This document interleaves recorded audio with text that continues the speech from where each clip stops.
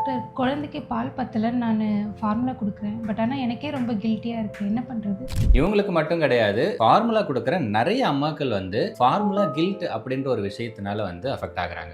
ஒரு விஷயம் ஞாபகம் வச்சுக்கோங்க. நீங்க வந்து தாய்ப்பால் குடுக்க முடியாத சிச்சுவேஷன்ல நீங்க வந்து ஃபார்முலா குடுக்குறீங்க. ஃபார்முலா டாப் அப் பண்றீங்க. Actually you are doing great job. ஏன்னா பிரஸ்ட் மில்க்குக்கு அடுத்தபடியா சேஃபான ஹெல்தியான ஆல்டர்னேட்டிவ் அப்படின்னா அது வந்து ஃபார்முலா மில்க் தான். அது மட்டும் இல்லாம இப்ப நீங்க வந்து பிரஸ்ட் ஃபீட் பண்றீங்க அப்படின்னா அதுல இருந்து குழந்தைங்களுக்கு நியூட்ரிஷன் கிடைக்கும் அண்ட் அது கூட அம்மாவோட அன்பு கிடைக்கும். லவ், அஃபெக்ஷன் அதெல்லாம் கிடைக்கும். ஸோ நீங்க ஃபார்முலா கொடுக்கும் போதும் அதையே வந்து உங்களால அச்சீவ் பண்ண முடியும். ஸோ என்ன பண்ணணும்னா நீங்க ஃபார்முலா கொடுக்குறீங்க. ஸோ குழந்தைக்கு நியூட்ரியன்ஸ் கிடைச்சிருது. அதுக்கப்புறமா மற்ற டைம்ல நீங்க குழந்தையோட நல்லா டைம் ஸ்பெண்ட் பண்ணுங்க. குழந்தையோட ஸ்கின் டு ஸ்கின் கான்டாக்ட் கொடுங்க. குழந்தைக்கு மசாஜ் பண்ணுங்க. அவங்களோட நல்லா பேசுங்க, விளையாடுங்க. ஸோ அம்மா கிட்ட இருந்து கிடைக்கிற அந்த லவ், அஃபெக்ஷன் எல்லாமே குழந்தைக்கு கிடைக்கும். ஸோ growth-உம் நல்லா இருக்கும், டெவலப்மெண்ட்டும் நல்லா இருக்கும். ஸோ நீங்க வந்து ஃபார்முலா கொடுக்குறமே அப்படின்னு சொல்லிட்டு உங்க மேலேயே உங்களுக்கு கோவம் வருது, டிப்ரெஷனா இருக்கு அப்படின்னு சொல்லலாம் ஃபீல் பண்ண வேண்டாம். ஸோ நீங்க தாய்ப்பால் தான் கொடுக்கணும்னு சொல்லிட்டு நீங்க எவ்வளோ முயற்சி பண்றீங்க. பட் ஸ்டில் ஏதோ சில காரணங்கள்னால உங்களால வந்து ஃபுல்லா கொடுக்க முடியாம போகும்போது நீங்க ஃபார்முலா தாராளமா கொடுக்கலாம். அதுக்காகலாம் வந்து கில்ட்டியா ஃபீல் பண்ண வேண்டாம். நான் ஆல்ரெடி சொன்ன விஷயங்களை ஃபாலோ பண்ணுங்க.